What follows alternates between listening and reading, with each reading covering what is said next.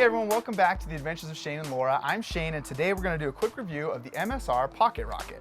So what this is a little stove that you can use butane canisters on, like these. It's very lightweight, it's very small, and it actually works really well.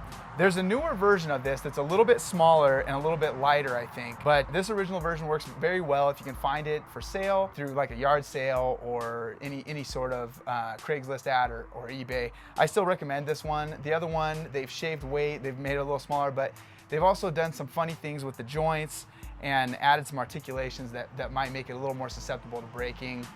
Obviously, that's up to you. It retails for about $44.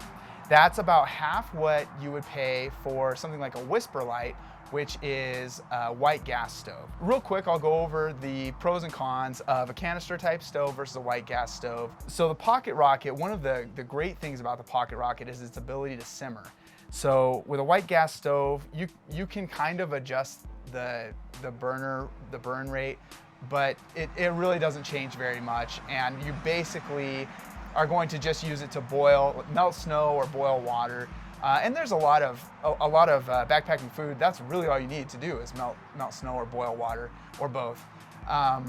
But it's really handy if you're cooking something that you're going to simmer or something that you don't want to scorch, to have something that you can turn the burner down on. And the PocketRocket, you can turn it way down as compared to those white gas stoves. So I'm gonna go through and demonstrate, show you about how long it takes to boil a Sierra cup of water. Oh, and I want to talk about the cons of the canister type stove. So one of the problems with the canister type is these canisters aren't refillable. So when you start to use one, from then on it's not full, and you have to kind of judge it. They give you a little guide on the side about how full it is or when it's going to be empty, but you still have to carry this whole canister despite the fact that you may be carrying very little fuel inside of it, or you have to just buy a new canister, leave this one at home, and that can be a little bit expensive. So it's a little more economical in the long run if you're using them a lot, to get the Ultralight or a similar white gas stove. I have both of them, and I find that I reach for this one pretty much every time.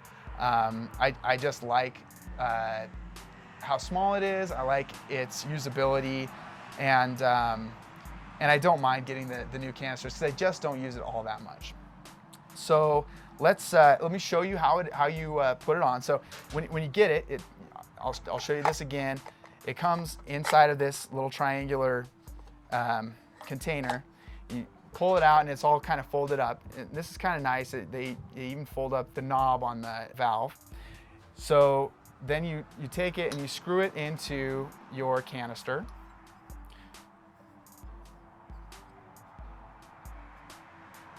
And then each of these three leaves folds out, and you can set your pot on top of that.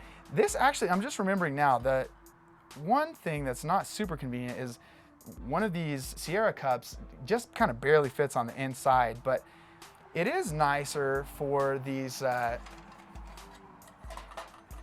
larger pots. I mean, it's still small compared to your kitchen pot, but larger for what you would carry on the, I guess that one's a little too broad, but larger for what you would carry on the trail. It's got a nice base for those, so it's not too unstable when you get the pots that are a little bit larger. But so what I'm going to do is I'm going to bring the camera in closer and I'm going to time getting this water, which is at the ambient air temperature somewhere around 70 degrees. I'm going to time how long it takes to get it to a boil.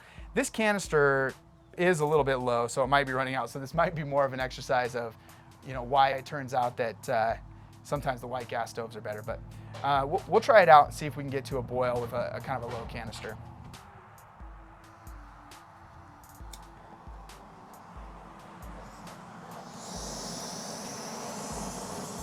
Ooh. You can feel that flame is coming way around the outside of that, so you got to be real careful. Maybe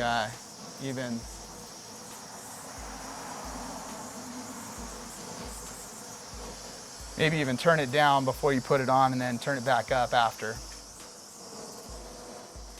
You can already see those bubbles forming on the bottom, so it's really pretty darn fast.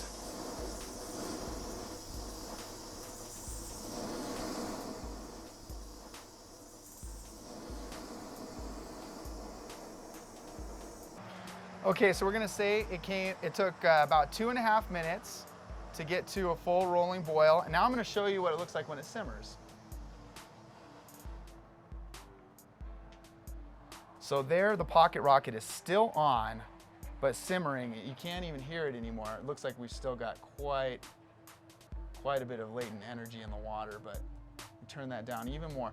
Now you can still see the bubbles forming on the bottom. You can still see heats going into it, but it's not nearly as hot. I'll turn that up again so you can see those bubbles form again, but it's not nearly as hot. And it's not going to scorch something that's sitting on the bottom and doesn't have enough water. Whereas with a white gas stove, you could easily scorch whatever it is that you're trying to cook. All right, so that's our review of the MSR PocketRocket.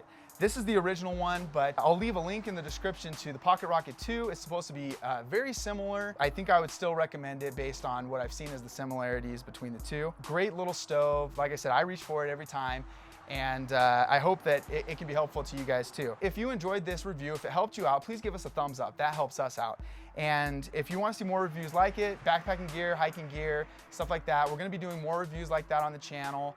We have a review of a rain jacket you can check out. Click subscribe below. Also, we do lots of adventures around Montana and in the national parks, from Yellowstone to Glacier, all the way up into Canada and Banff National Park, and we have more planned for the future. So click that subscribe button if you want to see more. And thanks for watching, everybody. We'll catch you next time.